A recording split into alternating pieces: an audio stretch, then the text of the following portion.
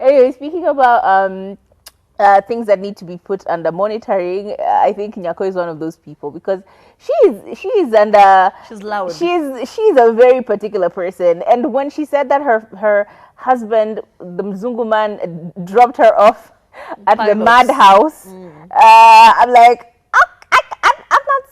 I'm not saying she's crazy. I'm just like, you It know, was justified a little bit. I kind of see where he was coming from. Like, yo, that chick is wild, but she's wild in the most entertaining way. She does not, she doesn't hold off when it comes to her opinions, and she doesn't hold off when it comes to voicing a narrative that she has in her mind. And it kind of reminds me, but I hate that this is where I went, but have you ever walked in Tao Pale, what do you call it?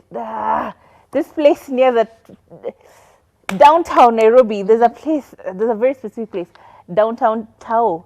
You know, when you get to Odeon and then you walk all the way to the end where they have that public toilet. What's that place called? That place. Yeah, you know what I'm talking about. Have you ever walked there in when it's kind of closing into darkness? River Road. River Road. Kai, my God. Wow. River Road. Have you ever walked on River Road with a guy when it's kind of closing off in the night? And heard the women of the night and how they talk to you? Have you ever been spoken to in a way, Mbaka, you felt shame that you didn't know you could have?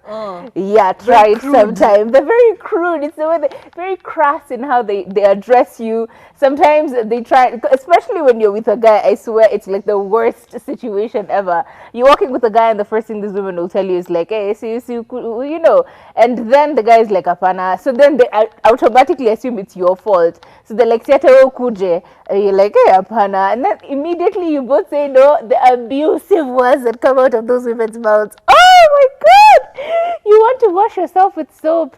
Wow. And I think it kind of took me there because I understand you have to be that kind of a person for you to be able to even work some kind of jobs that unfortunately Nyako ended up working. So here's the breakdown of her life. She was young, she was about 18. She was kicked out of her parents' house and left with nothing but her own sense to figure out how she was going to make it in her own life. So she hit the streets running. Literally, she hit the streets running. And she was a woman of the night. And in fact, she said that she was a very cheap woman of the night because she used to charge about 1,500 at most, 1,500 at the very most for her services, right? And so in this situation wherein she was mistreated, she even gave a very particular story where she was drunk, high on vodka, and some guy stole her G-string. And I'm just like, let me tell you, men are mad. Yeah, men need a special place in heaven because I don't even know whether they can sit in hell. Why would you steal why would you steal someone's G-string? You know, maybe to go and sniff it? To that. You weirdos. Let me just like, you weirdos. But anyway, so apparently someone stole her G-string and left her high on vodka. I'm not sure whether that was the only piece of article of clothing that she was wearing. Then it became such a huge thing because imagine if that's the only thing you're wearing. That's the and then someone just this man stole my underwear. So weird.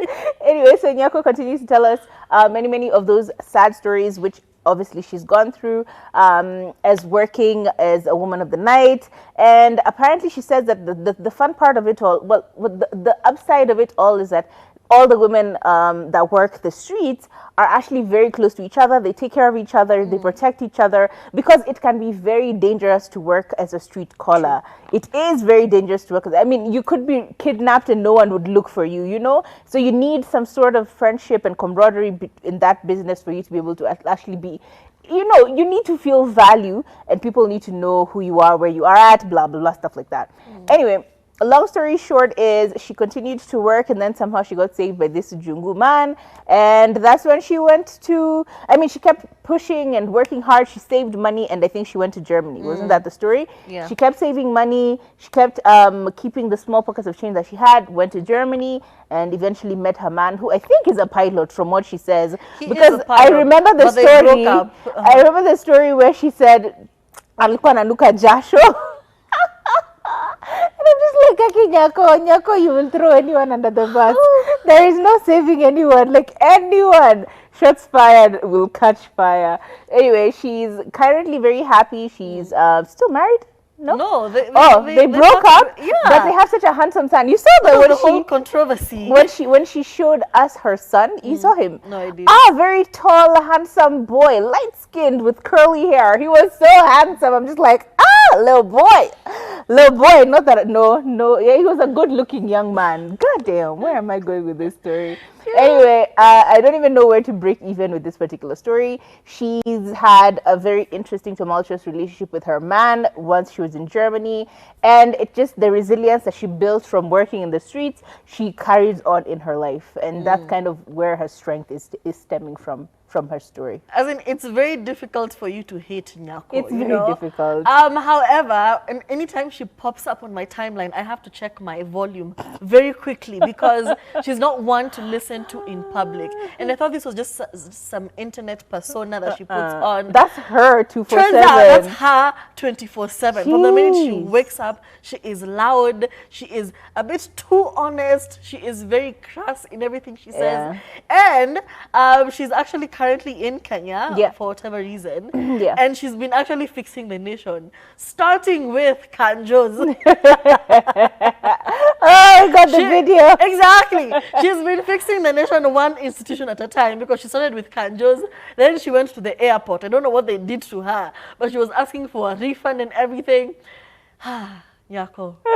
I don't want to say anything because She's a gem. you never know where it's going to land with She's her, a gem. She's like, an internet sensation. Why are you talking about me? Na hiyo wewe wacha. She will abuse you. She's not one to be